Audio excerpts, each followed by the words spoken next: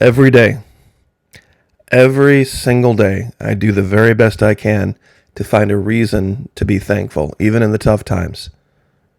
I never want to forget to say thank you to everyone who shows up here every day and engages, comments, likes, shares, subscribes. It makes the difference. It gives us a forum, a platform, where we can talk about the things that, well, are difficult. The conversations that need to be had. That's going to be the topic of today's video. Most people don't ask themselves the question, if sheep are so easily herded one direction or the other, why do shepherds need dogs? Well, very clearly, sheep don't always go where the shepherd guides them. That's why the shepherd needs dogs, to maybe move them along to places where they may not see the benefit. But down the road, they eventually reap the reward of doing the shepherd's will. See, at Patreon, we talk about things that we can't talk about here on this platform. It's a place not a lot of people want to go because they're afraid that, well, maybe it might be a little bit too controversial.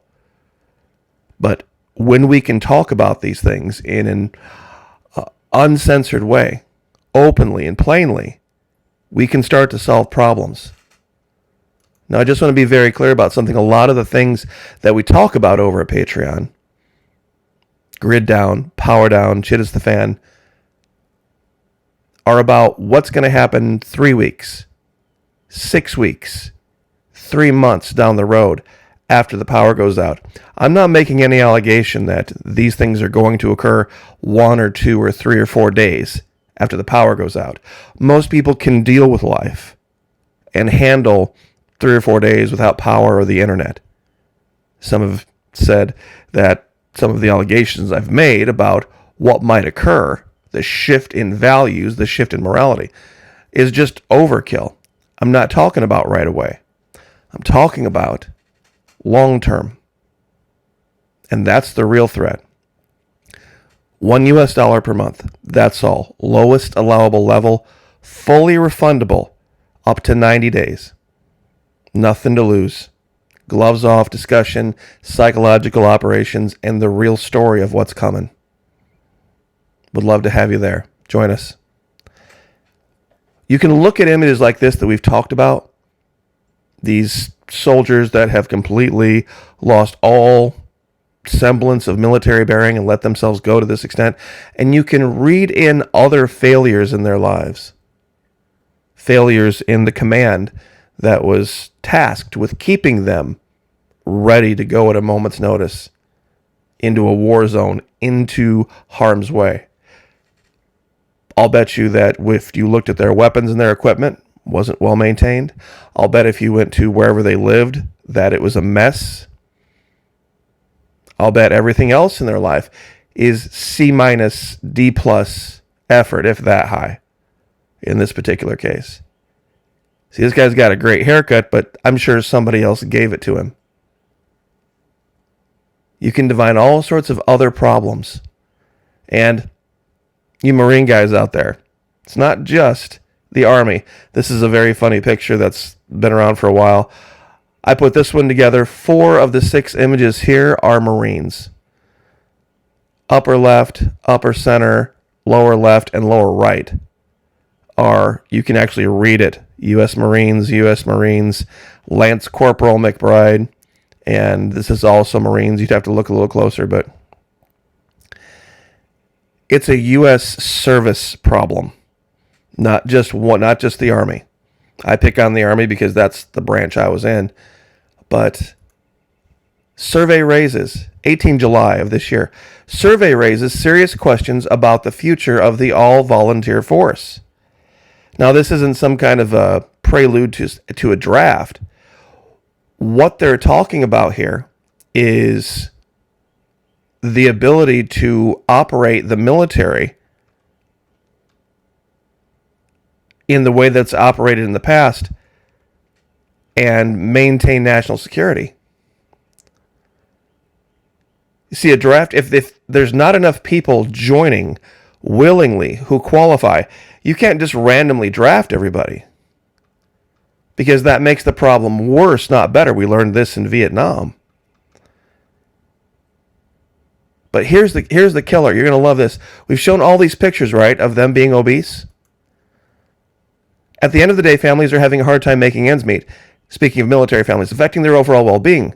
We see the connection between well-being and loneliness, well-being and housing, well-being and food security. Food security. That's right. They're demanding more food. The military that is 30% obese is demanding more food when all they would have to do is cut down how much they're eating. 24% of the troops experiencing food insecurity.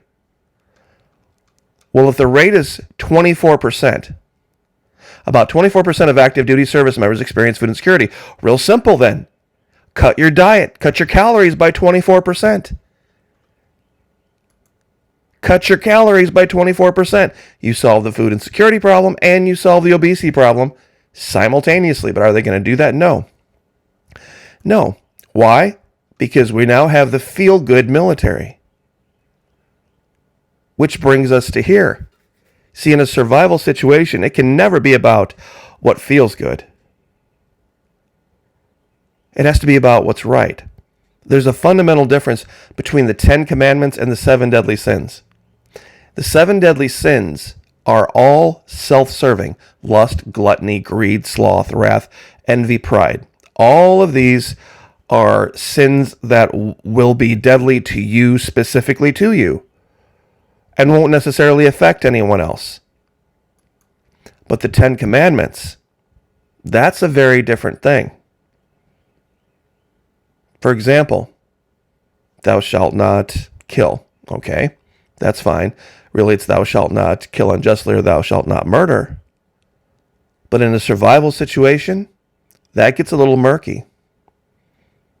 Here's the one that I think a lot of people have not thought of. Thou shalt not bear false witness against thy neighbor.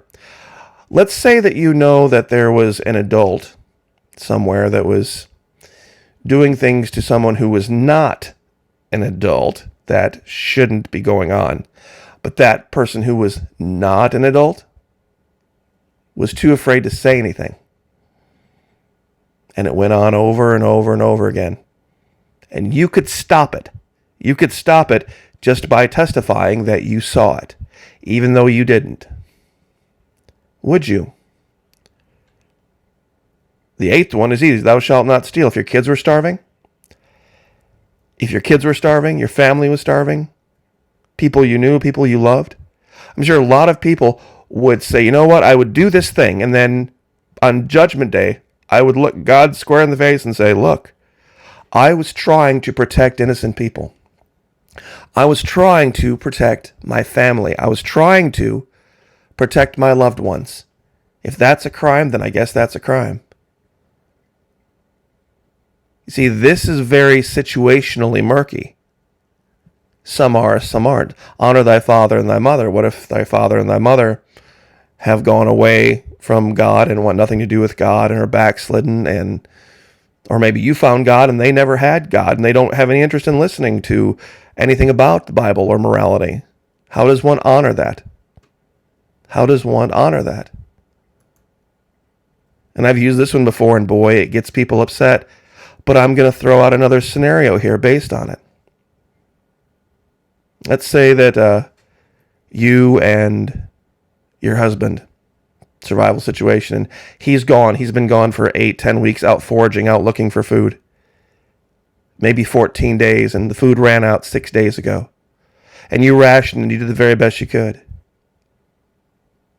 You have 3 kids. One of them has allergies. Horrible sneezing and hacking and wheezing. Hasn't slept in days. And you know there's a guy down the road. There's a guy down the road who's doing a lot better than you are. And your husband, like I said, he's doing the best he can, but he's been gone for 2 weeks now. And all you would have to do is go for a walk one night and be gone for a couple hours, and you could come back with the medicine you needed for your kid, some Benadryl, help them sleep, fill the pantry with groceries, cook a meal. Maybe you have one that's had an injury. You give them some aspirin. That's a tough thing. That's a tough thing to say. No, I'm going to stick with the 10 Commandments.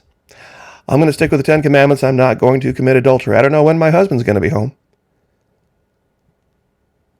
And here's the other part of that argument, guys. Would you blame her? Maybe you're not going to be home for another week. Maybe you're a week out. And maybe you've got something, but like I said, you're a week out. And who knows what's going to happen to you between then and there. You see, these are the kind of questions, oh, Maki, you can't talk about stuff like this. You have to. You have to talk about it now. Because when the lights go out, that's too late. That's way too late. Who remembers the video a few weeks ago? Maybe it's been a month now. I don't know. You see, Jennifer Veterans for Truth, Jennifer LaFontaine, the channel, she's got kids. Young ones. Doesn't have the luxury of saying, or I wouldn't morally do this, or I wouldn't morally do that to protect them, or love them, or care for them. She would do anything, as would any mom. And in this particular case, if it means saving her own life by using some level of distraction to give herself an edge in a confrontation, and believe me, there will be confrontations. Anything you can do to give yourself an edge in a confrontation, anything at all, would be warranted if you have people counting on you to provide for them. If you have people counting on you to provide for them, you're where the buck stops. That's where the morality goes out the window. There are going to be situations that people know this, and they will take advantage of it. And I'll let these images just sit here for a minute and speak for themselves. I've pulled them from different TV shows, but basically you get the idea. That all it's going to take in certain situations is for somebody to say something. And I know this might bother a lot of people, but I'm just going to go ahead and say it. This is, of course, Patriot Nurse. Been following her for years and years and years. Great channel. A lot of great information. This is her backup channel, where she shows herself every night doing rifle presentations. This is probably going to hit a lot of guys the wrong way, but I'm just going to say it. We are not wired, guys, to pull up a sight picture on a weapon and see something with an hourglass figure and pull the trigger. Men are just not wired that way. We will hesitate. It's just not in us to do. Even if you have yourself 110% convinced that it's either you or them, you will still hesitate. I'm not trying to be sexist. I'm just talking about reality here. I'm just talking about what is in existence as we know it. Men will hesitate. Every time. They will not kill a woman as quickly as they would shoot a guy. This is why you have to have women in your group. This is why you have to have someone you can talk to. Someone with an entirely different perspective.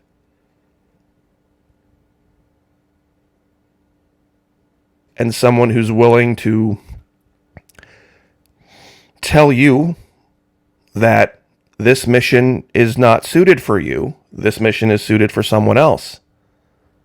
And that goes both directions. These are ugly things to talk about, and I'm not personalizing this at all. I'm just using this as an example.